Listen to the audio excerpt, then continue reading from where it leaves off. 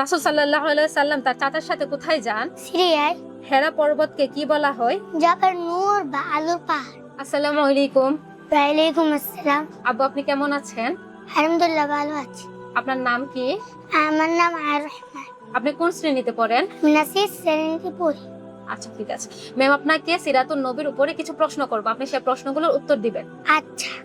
রাসূল সাল্লাল্লাহু আলাইহি সাল্লামের পিতার নাম কি? আব্দুল্লাহ। রাসূল সাল্লাল্লাহু আলাইহি সাল্লাম কোথায় জন্মগ্রহণ করেন? মক্কায়।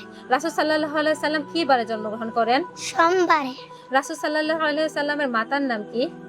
আমিনা। রাসূল সাল্লাল্লাহু আলাইহি সাল্লামের দাদার নাম কি? আব্দুল মুতালিব। রাসূল সাল্লাল্লাহু আলাইহি সাল্লামের দুধ মায়ের নাম কি? হালিমাতুস সাদিয়া।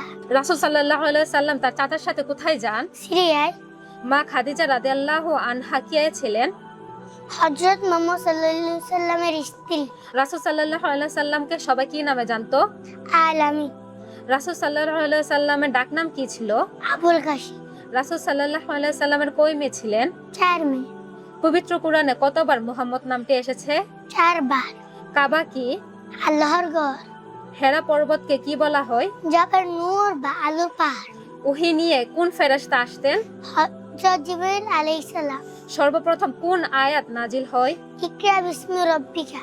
পুরুষদের মধ্যে ইসলামের সর্বপ্রথম শহীদ কে? ইয়াসির রাদিয়াল্লাহু আনহু।